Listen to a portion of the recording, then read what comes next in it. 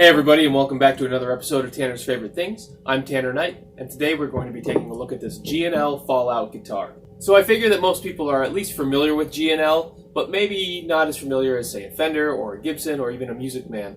So just a quick overview of what G&L is. This is Leo Fender's company after he left Fender, after he left Music Man. It's kind of like his final destination where he really wanted to pour everything he had into his guitars. I believe he started at G&L in 1980, maybe 1979, but somewhere around there when his relationship with Music Man Ernie Ball ended. But G&L are a US-based guitar company, Fullerton, California. They also have production manufacturing overseas in Asia as well, and you'll see the Tribute series represent that Asian product from G&L. So, why did I buy this guitar? There's a lot of different reasons. Number one, I did not have any G&L at that point. This is still my only G&L, and I really like it, so I'm looking for another one, but haven't quite figured out where to go from here. But either way, what you'll notice with the G&L line is it's very similar to the Fender line, pretty obviously, because Leo Fender was the one in charge there. So they have a Stratocaster-shaped guitar called the Legacy. They have a Telecaster guitar called the ASAT. That's how it's pronounced. And then they have a few designs developed specifically for G&L, such as this one. This is an offset body, and you can tell it's offset by the contours not lining up. See, this one is over here, this one's a little closer to the left, and some people say that this makes for more ergonomics while playing sitting down. I do a lot of playing sitting down, but this guitar feels great while it's strapped as well. Our strap buttons are these big G&L style. You can see that they're not the locking style, but they have a really wide flange on them. So this offset body, I believe, is made of alder. I'll have to double check on that, but it could also be swamp ash. But either way, it's either alder or ash, and we have a really nice sparkly paint job from G&L. And you'll notice that a lot of the G&Ls have this sparkle paint job, and this is something that they spent a lot of time working on, something that they knew would help them stand out against the Fenders and Gibsons of the world. So this very metallic paint job sparkles, looks great. I really think that it's a high quality finish. The neck is a maple neck, a one-piece maple neck, and it's what I would call a kind of D profile. It definitely feels like a D, but it's not the thinnest neck out there. It's got a little heft to it. I believe we have a bone nut and a single string tree to hold down the E and the B strings. G&L branded tuners. These are not the locking variety, but they do very well. On the front of the guitar, you can see we have a really beefy bridge. I love these G&L bridges. I think that they contribute to the sustain, to the quality of the sound, and they're just a really nice looking piece of equipment. Again, this is a G&L design. You can see the strings do go through the back right there and not string through. As for controls, we have a master volume, master tone, and then a three-way toggle. And I left the pickups for last because these are really the main event of this guitar. We have a Seymour Duncan high output humbucker, and then a P90 single coil. And what usually comes in here is a G&L branded single coil P90. But this guitar, before I purchased it, had a Lindy Frayling installed in the P90. So this is a hum canceling P90 that's been swapped out for the stock. Other than that, we have the standard Fender 25 3/4 scale length, bolt-on neck, obviously. And other than that, this guitar really rips. I love this pickup combination, and that was really what drew me to this guitar. I didn't have an offset guitar in my collection, I didn't have a G&L in my collection, but most of all, I didn't have a guitar that had a humbucker in the bridge and a P90 in the neck. That's such a killer combo, I love it, and hopefully you'll get to see exactly why in this video. So let's go ahead and hear some tones out of this thing and see if you'd be interested in owning a G&L Fallout yourself. Before we get into some sounds, our signal chain today is the guitar plugged directly into my pedal board, which is being plugged into this Marshall Plexi 50-watt amp. I have the Marshall amp plugged directly into this Avatar cab with 2x12 speaker configuration, and we have Celestian greenback speakers in here. So this is a really classic combination as far as sounds go on the amp side, and hopefully we can get some good sounds out of this guitar as a result. From the cab, I have an SM58 mic directly on the cab. I have an Audio-Technica 4033 SE mic. That is my condenser mic that is capturing the room. Both of those are plugged directly into the Focusrite DI2 interface, 3rd generation, which is plugged into my computer. All right, let's hear what this sounds like clean.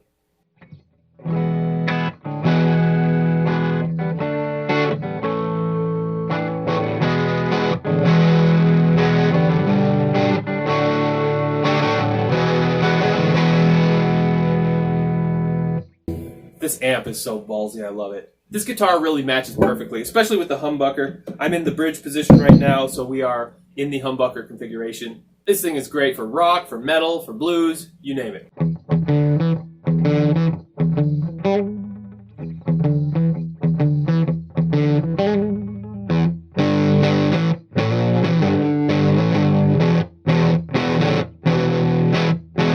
It's got some crunch to it. Let's see if we can take some of that crunch out of there and raise our volume.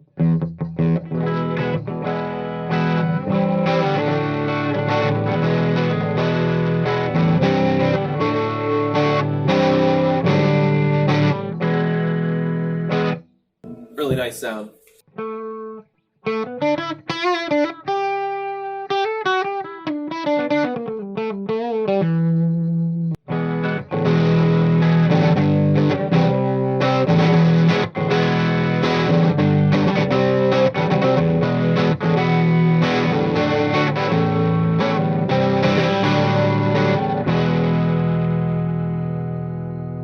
So just a really nice humbucker sound. The one thing I do also want to mention is that this guitar is light. This is one of the lightest guitars that I own, so you can get incredible sounds out of here without breaking your back. Let's hear how she does with a little bit of picking.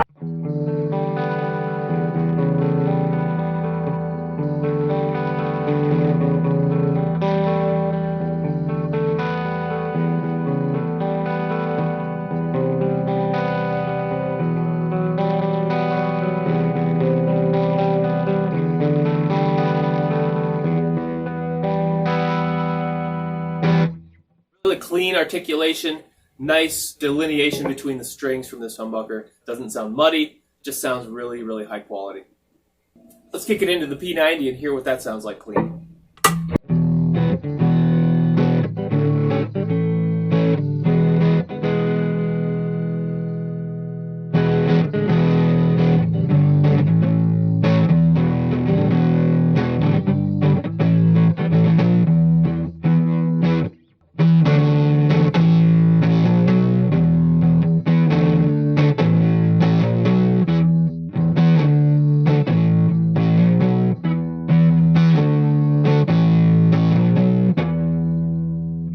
So a really warm, round, full-sounded P90. What I love about the P90 pickup is that it is a single coil. It captures those single coil sounds, but it's also thick and rich, and it just adds character to the tone.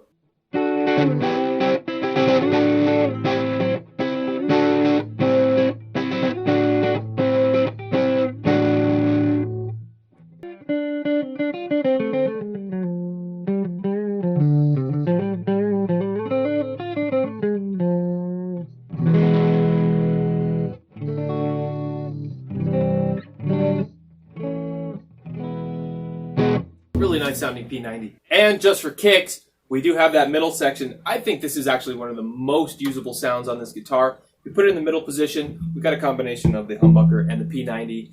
I find that it really adds the positive qualities of both of these pickups.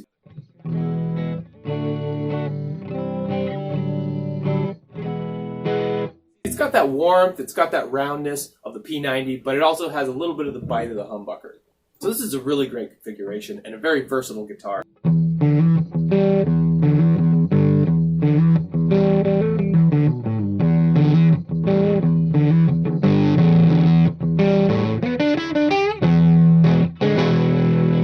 So very versatile, very usable. So this guitar sounds great, plug right into this Marshall and rock and roll.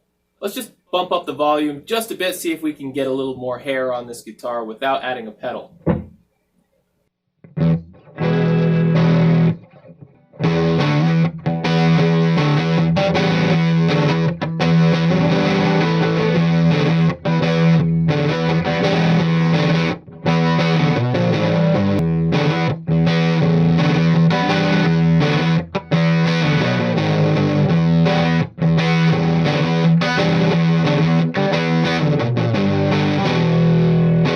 Nice little bit of crunchiness just by cranking the volume a bit. What happens when we add a pedal?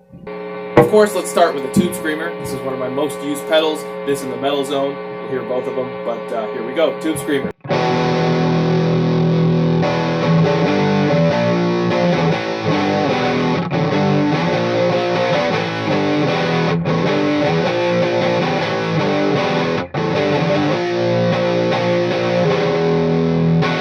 switched it to our humbucker, so this is just our single humbucker. Let's just hear what she sounds like in the P90.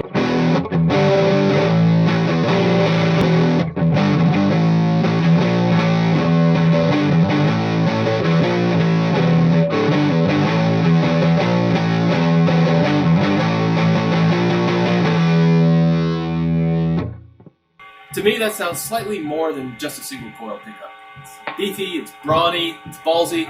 A lot you can do with this P90. Let's hear what it sounds like in the middle.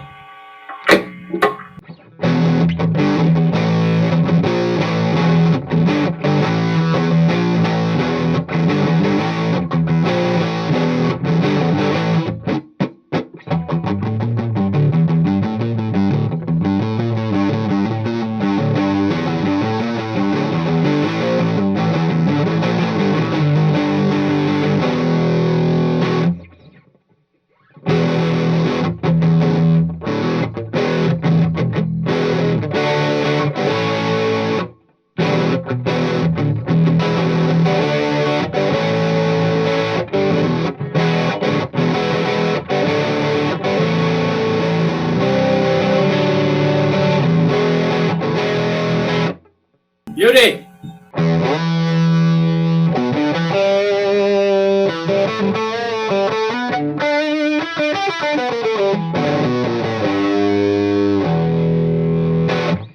Really great. Let's hear the metal zone. Gotta bump the volume down a little bit here for this one. Metal zone, one of my absolute favorite pedals, if not my absolute favorite pedal. This is my favorite test for any guitar and amp. So let's go ahead and hear how she sounds.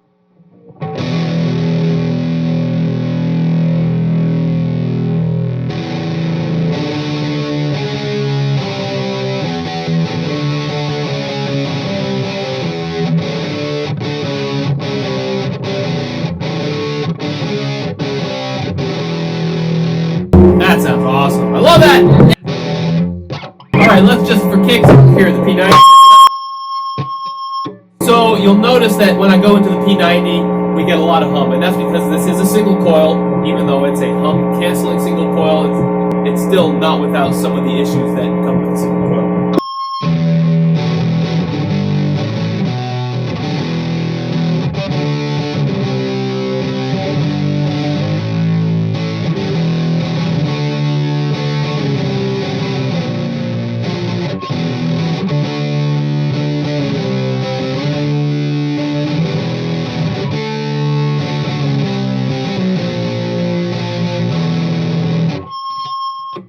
So the P90 with the metal zone, maybe not the best combo. Luckily, we have the humbucker, which cancels that hum, gets rid of that wild, wild sound.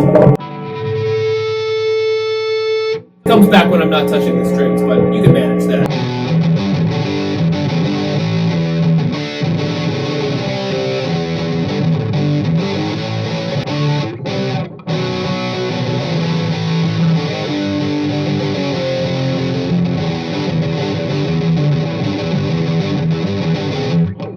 So, Metal Zone, Marshall, G&L Fallout,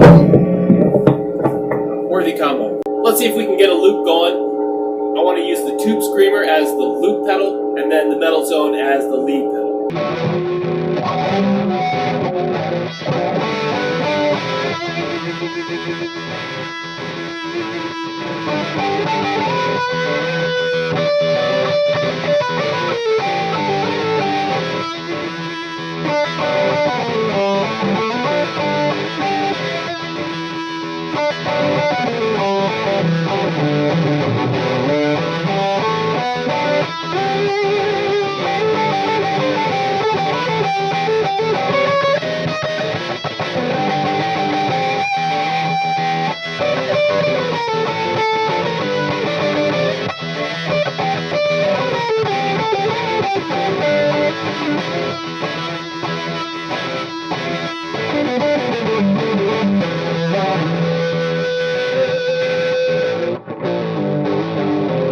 Alright, so that's the 2014 G&L Fallout, made in the USA in Fullerton, California by G&L. The same legacy that Leo Fender established in the early 80s that he carried on from his previous companies, Fender and Music Man.